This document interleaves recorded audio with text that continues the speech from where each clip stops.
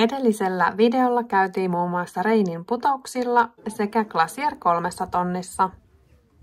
Yöksi jäätiin tämän järven vieressä olevalle parkkipaikalle. Lähdettiin nyt tälle noin 6 kilometrin kävelylle nyt aamusella. Tämä ilmeisesti kiertää tän ympäri, koska oliko se niin, että täällä reitillä on nousua vaan joku 200-300 metriä yhteensä. Tuo helikopteri pärrää. Nyt se muuten tulee alaspäin tuolla. Tuolla joku rakennustyömaa tuolla 3 tonnissa, niin veikkaus on, että toi helikopteri raahaa sinne rakennustarviketta.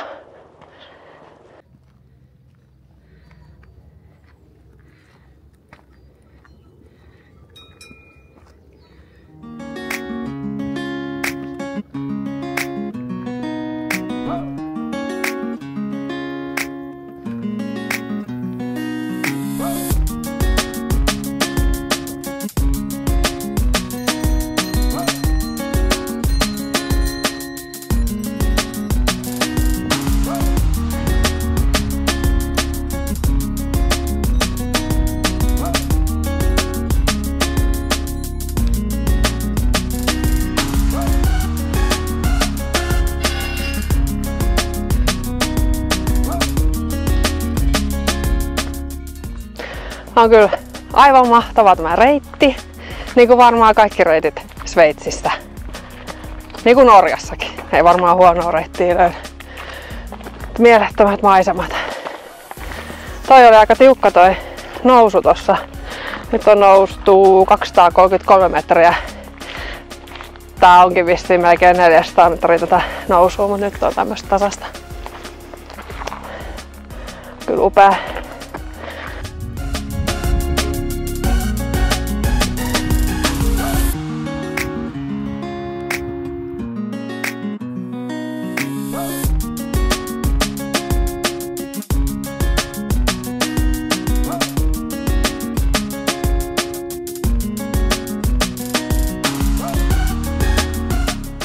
Tässä matkan varrella oli itsepalvelukioski. Maksuvaihtoehtoina kävi ainoastaan käteinen, jota meillä oli mukana, mutta sopivaa vaihtorahaa ei ollut. Jatkettiin siis matkaa ja kylmät juomat jäi jääkaappiin.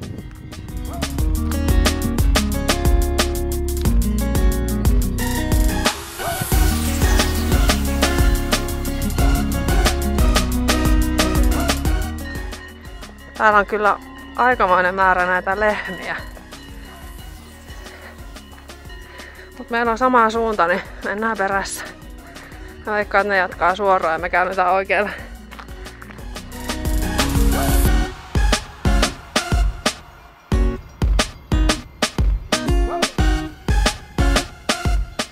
Seitsemän kilometriä tuli matkaa. Vähän vajaa 3 tuntia meni. Kyllä kannatti käydä. Täältä lähdettiin jatkamaan matkaa ja ajettiin ensin viereiseen kylään Les Diableretsiin.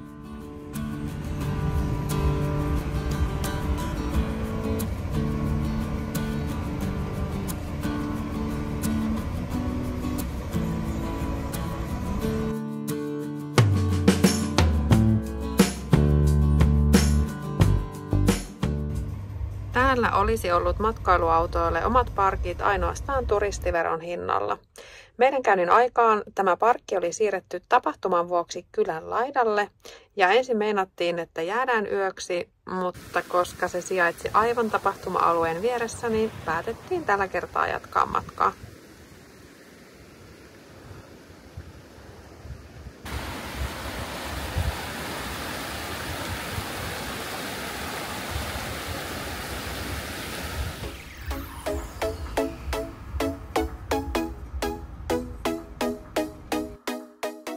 Tästä sitten pidempi ajopätkä kokonaan vuoriston toiselle puolelle.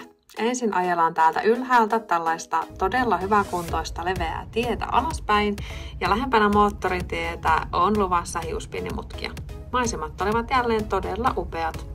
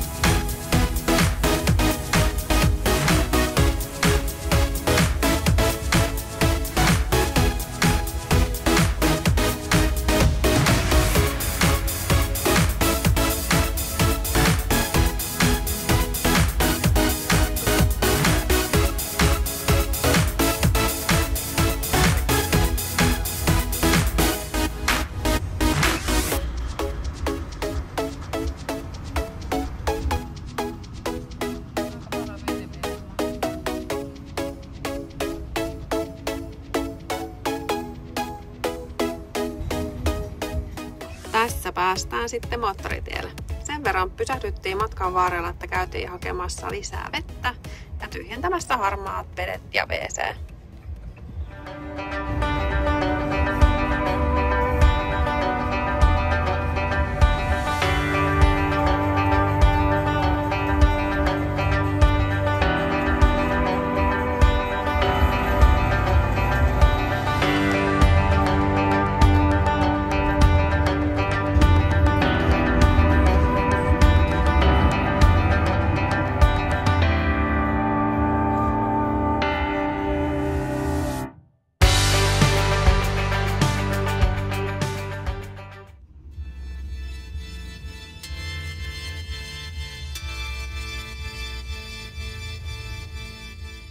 Tästä sitten alkaa tämä vähän hurjempi tie. Heti alussa on luvassa useampi hiuspinnimutka, joilla saadaan korkeutta nopeasti. Nousumetrit eivät siihen jää, vaan ylämäkeä on luvassa koko matkaan yli 30 kilometriä. Tie on alkumatkan hyvässä kunnossa, mutta kapenee ja muuttuu huonokuntoisemmaksi, mitä ylemmäs päästään. Itseä välillä hirvitti tuolla ylempänä erityisesti mutkat ja kohdat, missä ei ollut edes kaidetta.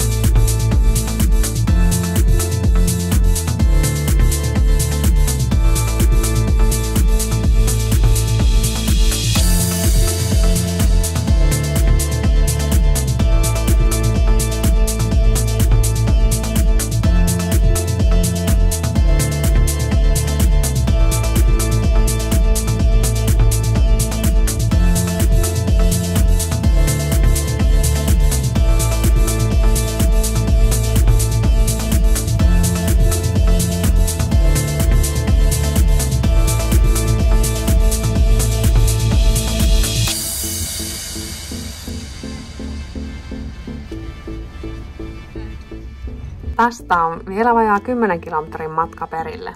Tätä reittiä liikennöi myös paikallisbussi, joten kannattaa katsoa sen verran bussiaikatauluja, että ei ainakaan tuolla ylempänä tulevassa tunnelissa kohtaa bussia. Se on aika jyrkkää nousua ja voi olla haastavaa kaperottelemaan takaisinpäin.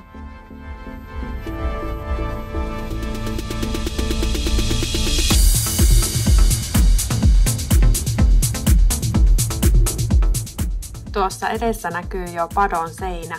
Ajoreitti jatkuu sinne samalle tasolle, eli tuon verran on vielä korkeuseroa ajettavana.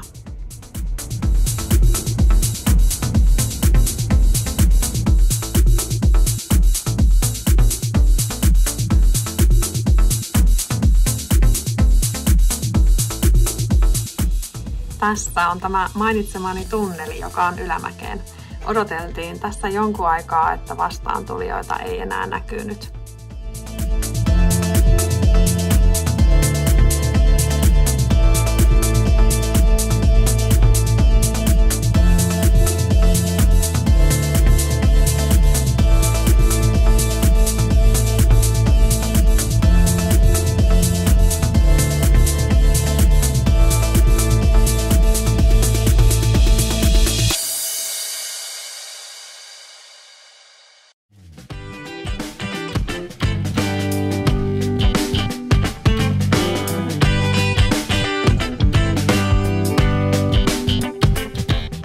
Tässä päästään jo isolle parkkikselle, mutta tässä matkailuautot eivät olleet sallittuja.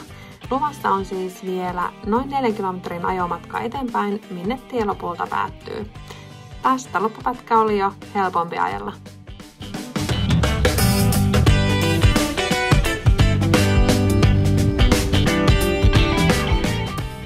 Järven vesi oli aivan hohtavan turkoosia ja maisemat todella upeat.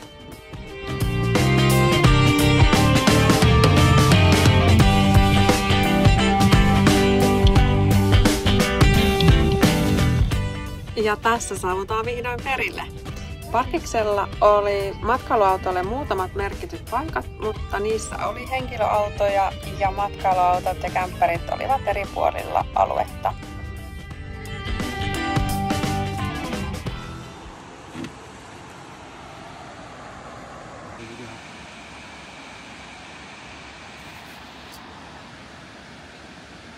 Tultiin tämmöisiin jäätikkomaisemiin. Tässä on siis iso parkkipaikka, missä voi yöpyä.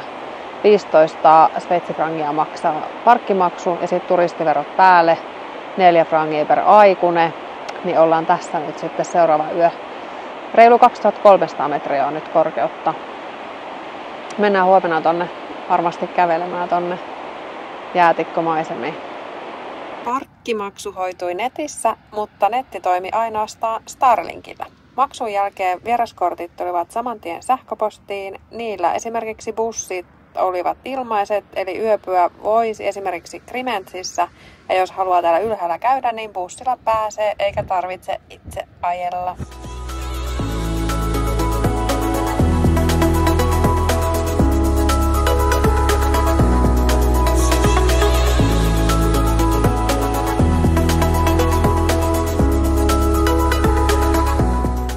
Kiva kun katsoit videon. Toivottavasti tykkäsit videosta ja jätä myös kommenttia. Seuraavassa jaksossa muun muassa patikoidaan näissä maisemissa. Moikka!